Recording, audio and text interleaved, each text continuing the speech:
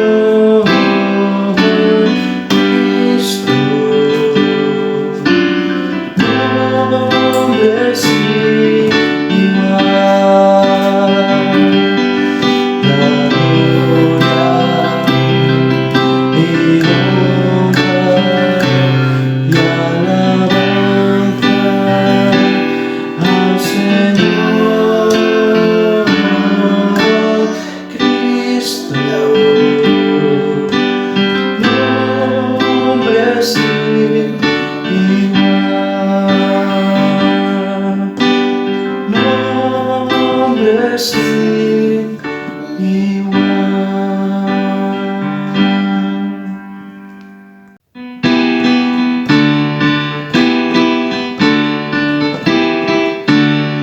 La tierra está llena de la misericordia del Señor.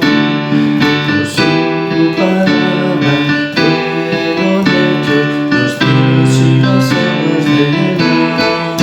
Oh, aclamad al Señor con los instrumentos, aclamad al Señor con júbilo, aclamad al Señor con los instrumentos, cantadle un cántico nuevo. La tierra está llena de la misericordia del Señor. Por su palabra fueron hechos los cielos y las aguas del mar. Oh, aclamad al Señor con los instrumentos, aclamad al Señor con júbilo, aclamad al Señor con los instrumentos,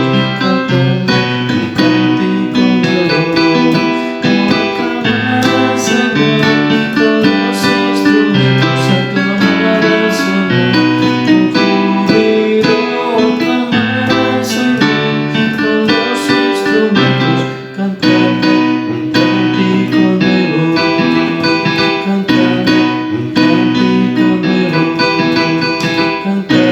un cántico nuevo. Oh, aclamad al Señor con los instrumentos, aclamad al Señor con júbilo, aclamad al Señor con los instrumentos, cantadle un cántico nuevo, cantadle un cántico nuevo, cantadle un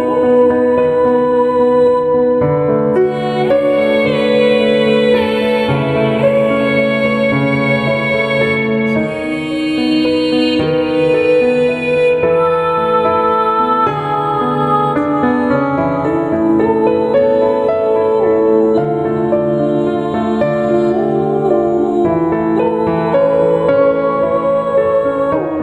nuevo. Buenos días, queridos hermanos. Lamentablemente tenemos que volver a vernos a través de una pantalla, bien sea de televisión, de móvil o de tablet.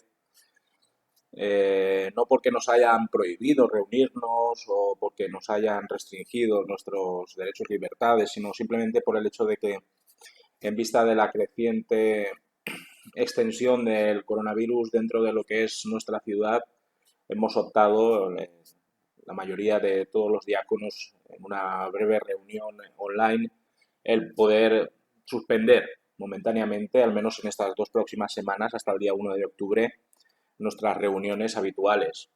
Nosotros no hemos tenido ningún caso, estamos tranquilos en ese sentido, hemos cumplido con todas y cada una de las estipulaciones sanitarias que nos han recomendado que llevásemos a cabo. Hemos podido recuperar hasta cierto punto esa normalidad, entre comillas, ya regresando a la escuela dominical, y ahora de repente pues parece que a la vuelta de las vacaciones el aumento de casos de contagiados activos dentro de nuestra localidad pues ha hecho que las autoridades tomen esta determinación de alguna manera restringir el uso de espacios públicos y privados, reducir en lo máximo posible las interacciones sociales y mantener las diferentes estrategias como son el distanciamiento social, la mascarilla, el lavado de manos, etcétera, etcétera, pues y extendiéndolo por lo menos en estos 15 días, tratando de que pues también en la medida de lo posible la gente se haga cargo de la situación, sea más responsable, que ya hemos visto que no solamente aquí en Carlet, sino en todas las partes de nuestro país y del mundo, precisamente el compromiso social y el velar por la seguridad y la salud de los demás no, pues brilla por su ausencia. Bien, el caso es que nosotros tenemos que dar testimonio, tenemos que dar ejemplo y vamos a ser coherentes con el llamamiento que Dios nos ha dado. Sabemos y tenemos la certeza de que somos iglesia, estemos o no estemos presencialmente. Confiamos en que dentro de 15 días volveremos a recuperar la normalidad. Esperamos también que nuestros niños y nuestros adolescentes, nuestros estudiantes y maestros, pues no tengan que pasar por el trago amargo por el que están pasando ya varias personas dentro de nuestra ciudad de Carlet. Y simplemente, pues, pensemos en estas 2 semanas, en estas 4 reuniones, que son dos reuniones de oración y 2 cultos de adoración. Pensémoslo, pues, como una manera de seguir recordándonos a nosotros mismos que somos vulnerables, que estamos siempre, pues, siendo susceptibles, ¿no?, de ser contagiados. Este virus sigue estando con nosotros, las cosas, por lo visto, van a empeorar porque se van a mezclar con otras patologías como la gripe, catarros, alergias, etcétera. Así que tengamos paciencia, apelo a vuestra comprensión. Esto ha sido una decisión consensuada por todos los hermanos que componemos el Consejo de Diáconos y tenemos en cuenta, ¿no?, la necesidad que todos tenemos de reunirnos, de vernos, de saludarnos y de poder compartir un espacio común para adorar al Señor y para escuchar la palabra de Dios. Pero bien, pensemos, como he dicho antes, que esto es un pequeño lapso de tiempo en el que vamos a tratar por medios tecnológicos y digitales de llevar la palabra de Dios a cada uno de nuestros hogares y también, pues, como siempre y como creyentes, seguir orando por las autoridades, por los sanitarios, por las personas que están enfermas, por los familiares que están perdiendo seres queridos. Sobre todo orar porque el Señor ponga discernimiento y sensatez en los corazones y en las cabezas de muchos individuos, ¿no?, que van por ahí por la vida pensando que sus acciones no tienen repercusiones para con los demás. Así que, lo he dicho antes, paciencia, oración, testimonio y, por supuesto, palabra de Dios, aunque sea a través de las nuevas tecnologías. Bien, ya directamente pasando al mensaje dominical, pasamos a la predicación bíblica. Hoy terminamos con la serie de sermones sobre sofonías que titulamos Dies Irae, el día de la ira, y vamos a hablar acerca de las personas que son incorregibles. Tenemos muchos ejemplos hoy día, ¿no? Personas que no son capaces de dar su brazo a torcer, aunque las circunstancias y la realidad tozuda les haga ver que su posición enrocada no sirve absolutamente para nada y que lo único que están haciendo es estorbando la labor de otras personas que lo que quieren es cuidar de nosotros. Bien, la cuestión es que el texto bíblico en el que nos vamos a centrar en esta mañana se encuentra en Sofonías, capítulo número 3. Y como he dicho antes, hay personas que son incorregibles. Ya puedes amonestarlos, ya puedes aconsejarlos, ya puedes asesorarlos, que nunca tendrán la delicadeza de verificar si lo que le decimos es cierto o si se acomoda a su vida para bien. Les exhortamos por activa, por pasiva, para que cambien de parecer sobre un tema que está más claro que la sopa de un asilo medieval y no dan su brazo a torcer por mucho que insistamos. Con toda la buena fe, con toda la paciencia del mundo, queremos que alguien recapacite para su bienestar. ¿Verdad que lo hemos hecho en alguna ocasión? Y esa persona no solo ignora nuestra ayuda o nuestra reconvención, sino que encima se enfada, encima se enoja y nos manda a coger espárragos, por decir algo suave. Puede señalarle el camino que conduce a la felicidad, a la salvación, al perdón de Dios, pero sin embargo irá a la suya, sin ni siquiera analizar que existen otras formas de abordar la realidad. A veces nos cansamos de invitarles a rectificar y al final los dejamos en manos de sus decisiones erróneas, por ver si de algún modo se dan cuenta de su estulticia o de su insensatez y recobran al final, a las malas, el sentido común de cambiar su trayectoria vital. ¿No te ha pasado algo así con alguien al que estimabas enormemente, pero que has rechazado sistemáticamente todos tus intentos de hacerle ver que no anda por las sendas más beneficiosas para su vida? La cabezonería y la obstinación en hacer algo que contraviene frontalmente a aquello que es ética y espiritualmente justo es parte de la naturaleza humana, si lo pensamos bien. ¿A cuántas personas que están inmersas en el tradicionalismo y la idolatría religiosa no les hemos tratado de hacer ver que sus prácticas están en franca o contradicción con lo que dice la palabra de Dios. Y más todavía en este mundo, que todavía, cada vez menos, pero todavía sigue de alguna manera absorbiendo ese espíritu católico romano de antaño. ¿A cuántos individuos no les hemos dado testimonio de nuestro encuentro con Cristo para que abandonen su vana e insana manera de vivir y nos han espantado como quien ahuyenta una mosca molesta? ¿A cuántos de nuestros familiares y amigos no les hemos querido hacer ver que para recibir de Dios el perdón de sus pecados y la vida eterna en Cristo Jesús, nos han espetado que todas las religiones son iguales, que cada uno tiene su visión de la vida y de la muerte y que no hay nada que podamos hacer para convencerles de seguir viviendo según su criterio personal a espaldas de Dios? Personas incorregibles, hermanos y hermanas, las hay en todos los órdenes de nuestras relaciones. Y cuando todos nuestros ímprobos esfuerzos aparentemente fracasan, solo queda respetar sus cosmovisiones. ¿Qué vamos a hacer?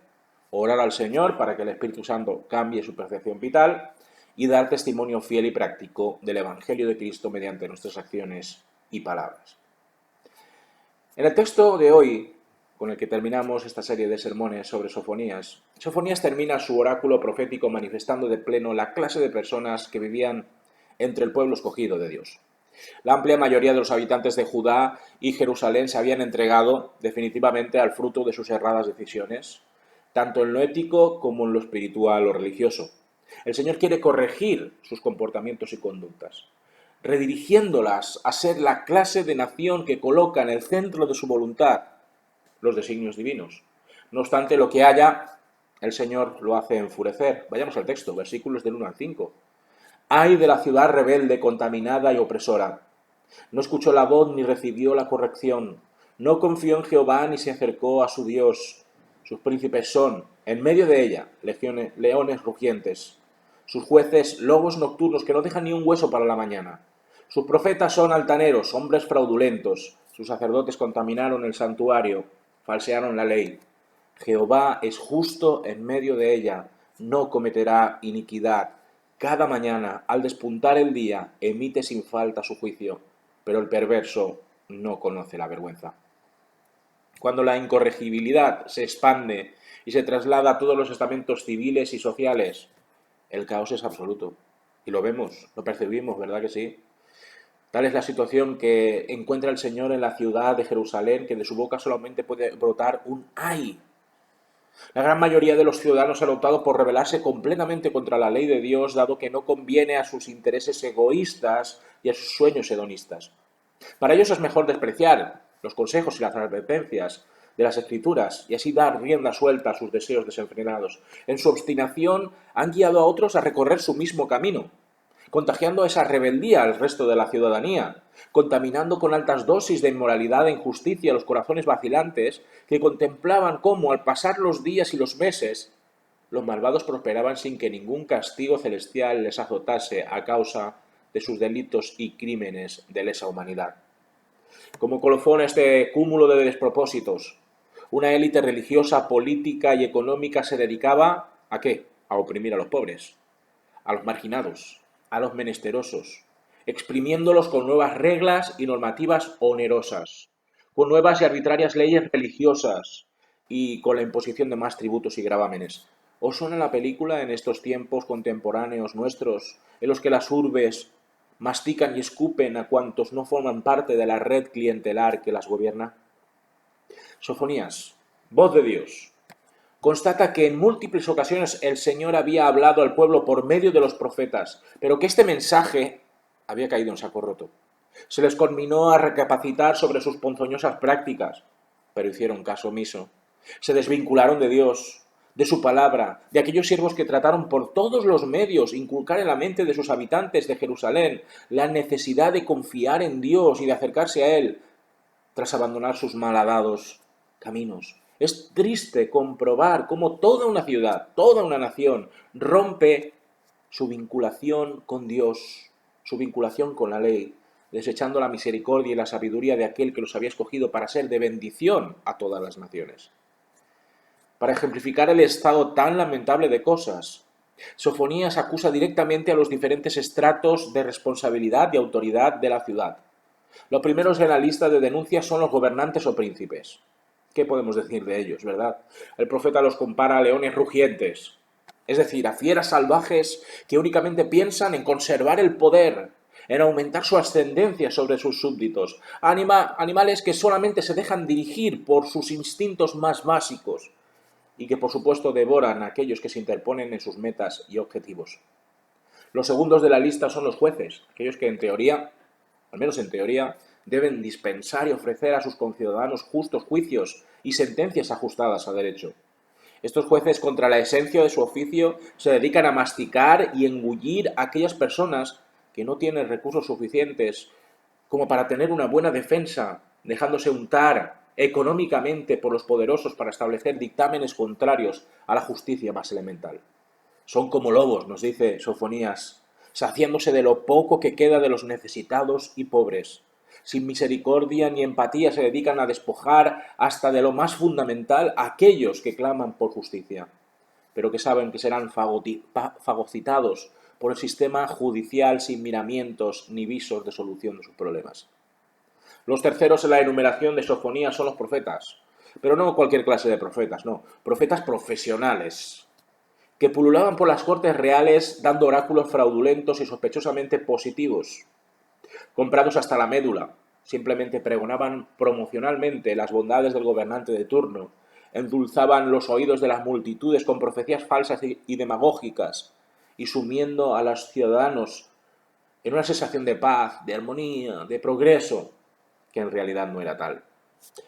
Su orgullo y su soberbia espiritual era bien constatable en sus palabras y en sus invectivas contra aquellos siervos de Dios que, de verdad, profetizaban según el consejo divino.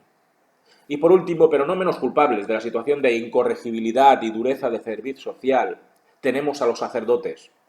Aquellos que supuestamente debían ser la luz del pueblo en términos religiosos y espirituales, pero que se entregaban a una hipocresía falaz y a un sincretismo realmente deleznable en sus prácticas rituales en la casa de Dios. Con una displicencia y una negligencia atestiguada operaban según sus caprichos y realizaban sus labores ceremoniales sin poner el corazón en ellas.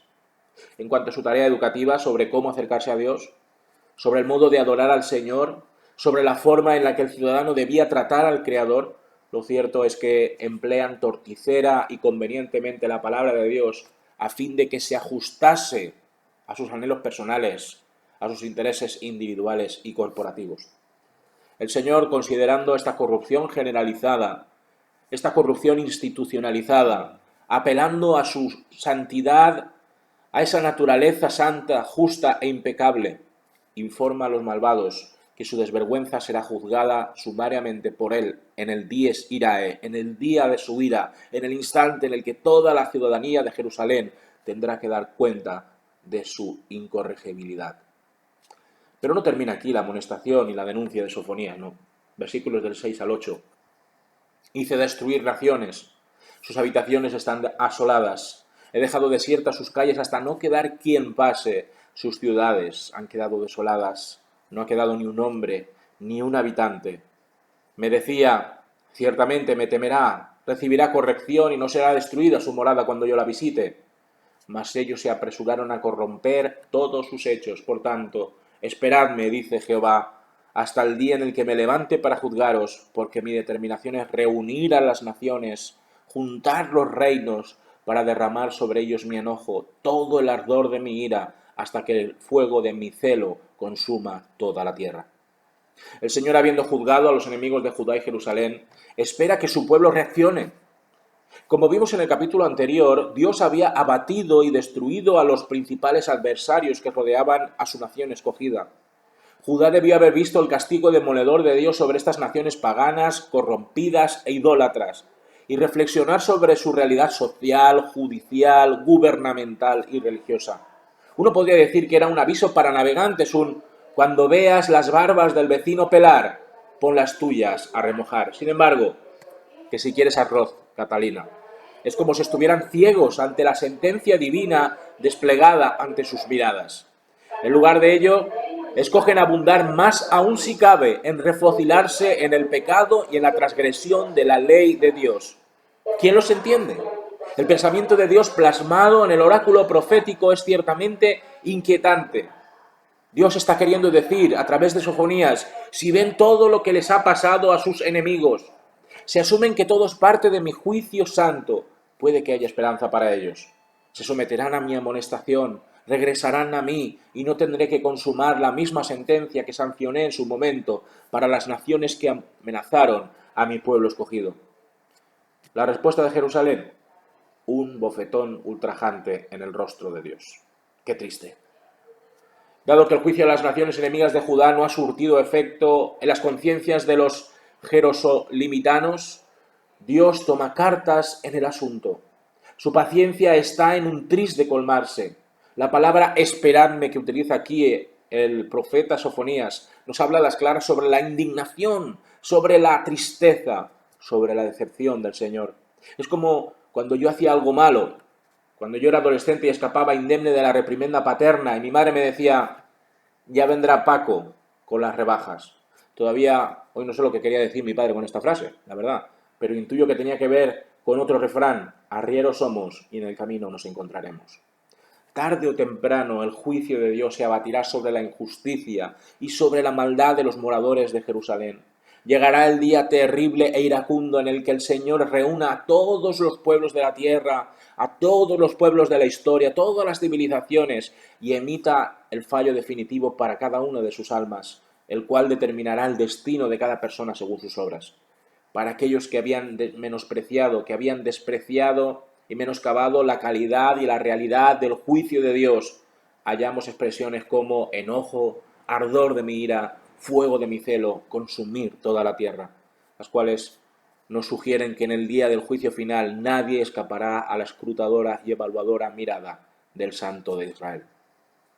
Cuando este tribunal celestial ponga a cada cual en su sitio, unos para gloria y vida eterna, y otros para destrucción y condenación perpetua, una renovada realidad surgirá para aquellos que eligieron servir y obedecer a Dios, incluso en los momentos y circunstancias más adversas. Vayamos al texto, versículos del 9 al 13. En aquel tiempo devolveré yo a los pueblos pureza de labios, para que todos invoquen el nombre de Jehová, para que les sirvan de común consentimiento. De la región más allá de los ríos de Etiopía me suplicarán, la hija de mis esparcidos traerá mi ofrenda. En aquel día no serás avergonzada por ninguna de las obras con que te rebelaste contra mí, porque entonces quitaré de en medio de ti a los que se alegran en tu soberbia, y nunca más te ensorbecerás en mi santo monte. Y dejaré en medio de ti un pueblo humilde y pobre, el cual confiará en el nombre de Jehová. El resto de Israel no hará injusticia ni dirá mentira, ni en boca de ellos se hallará lengua engañosa, porque ellos serán apacentados y reposarán, y no habrá quien los atemorice.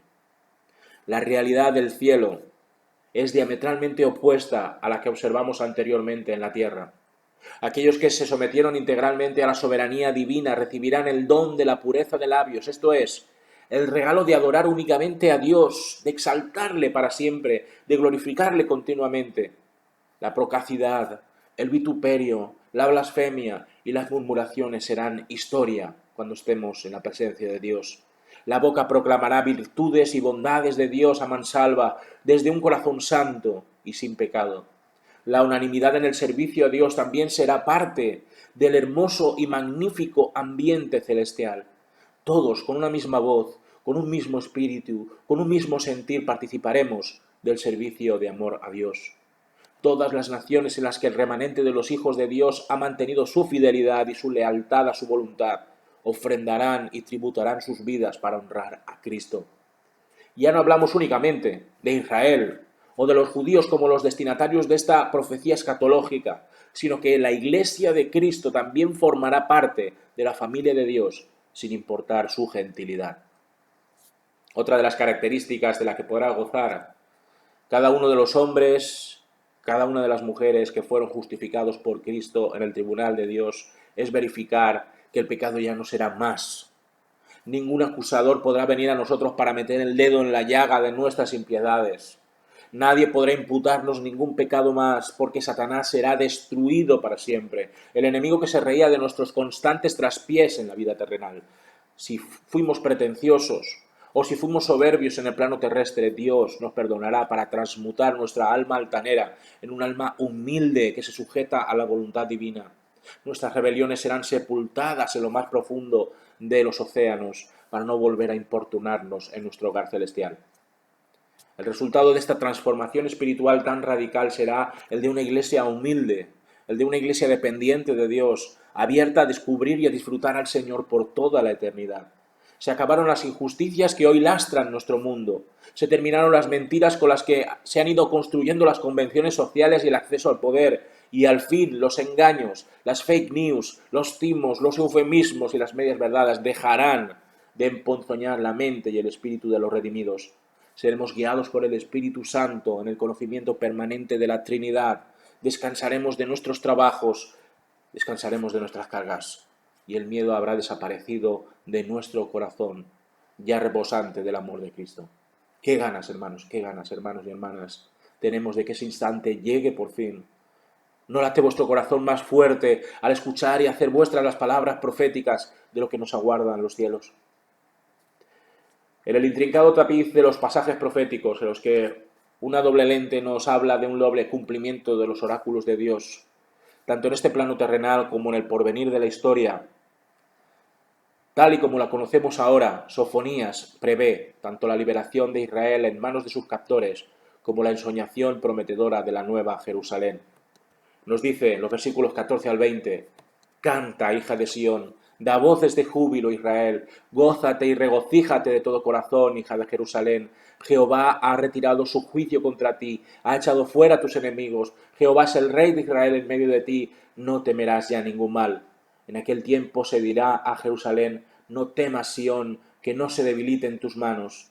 Jehová está en medio de ti, Él es poderoso y te salvará, se gozará por ti con alegría, callará de amor, se regocijará por ti con cánticos. Como en día de fiesta apartaré de ti la desgracia, te libraré del oprobio que pesa sobre ti. En aquel tiempo yo apremiaré a todos tus opresores, salvaré a la oveja que cojea y recogeré a la descarriada, cambiaré su vergüenza en alabanza y renombre en toda la tierra. En aquel tiempo yo os traeré, en aquel tiempo os reuniré y os daré renombre y fama entre todos los pueblos de la tierra, cuando levante vuestro cautiverio ante vuestros propios ojos, dice Jehová. La alegría natural que explota en el alma de la ciudad santa, de la nueva Jerusalén, se unirá al regocijo de toda la iglesia de todos los siglos.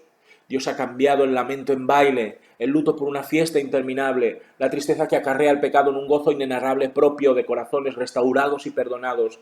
El enemigo ha sido derrotado para siempre, como hemos dicho antes, la muerte ha sido sorbida en victoria, el pecado ha dejado de ser. El soberano universal ha establecido por toda la eternidad su trono, el mal ya no será motivo de nuestras lágrimas. Bajo su dominio serán fortalecidos los miembros debilitados y su voz pregonará con un eco infinito con cuán grande amor nos ha amado, cuánta es la alegría que brota de su ser al contemplar a todo su pueblo aclamando su nombre, reconociendo el privilegio de haber sido sujetos de su inmensa misericordia y gracia. La imagen de Dios cantando, que hemos leído en estos versículos, es estremecedora, es tierna. ¿Cómo debe ser la voz del Altísimo? ¿Lo habéis pensado alguna vez? Esperamos poder averiguarlo en su día. Estar en la presencia de Dios será una gran fiesta que durará por siempre, en el que la congoja ya no se enseñoreará de los cuerpos y espíritus transformados, en la que el infortunio no quitará el sueño o la paz a los creyentes. La liberación de todo aquello que nos señalaba como pecadores y como moribundos espirituales aliviará nuestros pesares y preocupaciones, aquella ansiedad que contaminó gran parte de nuestras existencias terrenales. La presión a la que fuimos sometidos por nuestros semejantes ya no será un problema en el que pensar, hermanos y hermanas, y seremos revigorizados por el agua de vida que fluye en las moradas celestiales. Dios no salvará al que se autojustifica o al que se cree equivocadamente que merece el cielo por sus obras, sino que su pueblo estará conformado por ovejas cojas y descarriadas, como hemos sido tú y yo. Durante nuestra dinámica terrenal confesamos nuestra fragilidad y nuestra debilidad, nuestra insensatez y nuestra rebelión, y entramos a formar parte de su rebaño, un rebaño que ha sido recogido por Cristo y que será apacentado en las praderas verdes y rozagantes de la eternidad. La vergüenza que causa el reconocimiento de nuestra indignidad ante Dios se trocará en un himno de gratitud al haber sido rescatados por gracia mediante la fe en Cristo. Nuestro nombre ya no será vinculado a delitos, a transgresiones, a crímenes o inmoralidades, sino que en virtud del perdón real de nuestro Salvador y Señor recibiremos un nombre nuevo, una fama completamente ajustada a nuestra realidad celestial. Seremos conocidos por Dios como sus hijos y toda nuestra trayectoria en la tierra será borrada para siempre. Nos reuniremos delante del trono santo de Dios, de todas las naciones, lenguas, etnias, sexos y procedencias, y alcanzaremos a cantar, a levantar nuestra voz en un cántico de liberación para agradecer que Dios haya quebrado las cadenas de nuestro pecado y nos haya liberado del cautiverio de Satanás. Qué panorama tan excelso, hermanos y hermanas, nos espera cuando Cristo regrese de nuevo o cuando seamos llamados a la presencia de Dios en el instante en el que el Señor ha previsto para nosotros. Para terminar, hermanos, ¿cómo podemos comprobar? En la doble lectura de los textos proféticos encontramos promesas, tanto para los lectores y escuchantes de la época en la que se compusieron, como para nosotros en la lejanía de los tiempos. Para el remanente de Judá habría esperanzas por volver a habitar en Tierra Santa, por salir del cautiverio imperial y así regresar a las raíces, por construir una nueva realidad basada en Dios. Para nosotros, hermanos y hermanas, como Iglesia de Cristo aquí en Carlet, como Iglesia de Cristo universal, de la que formamos parte, como renovado Israel de Dios, estas profecías de Sofonías nos ayudan a entender aquello que nos aguarda cuando el día de la ira de Dios sea consumado y dé paso a una increíble etapa de la eternidad en la que gozaremos de Cristo y de todos los dones que nos ha prometido. Nuestro papel como comunidad de fe cristiana es la de no dejar de enseñar esta esperanza escatológica y la de dejarnos corregir por Dios, si no queremos ser receptores de su temible y universal juicio, y aprender en nuestra propia carne las consecuencias que se derivan de ser negligentes y de ser rebeldes contra la voluntad divina. Por eso, hermanos, para esta próxima semana, para nuestra reflexión personal, permitamos que Dios nos amoneste, porque, como bien sabemos ya, el Señor a quien ama, disciplina. Que el Señor nos bendiga y nos vemos en el próximo día.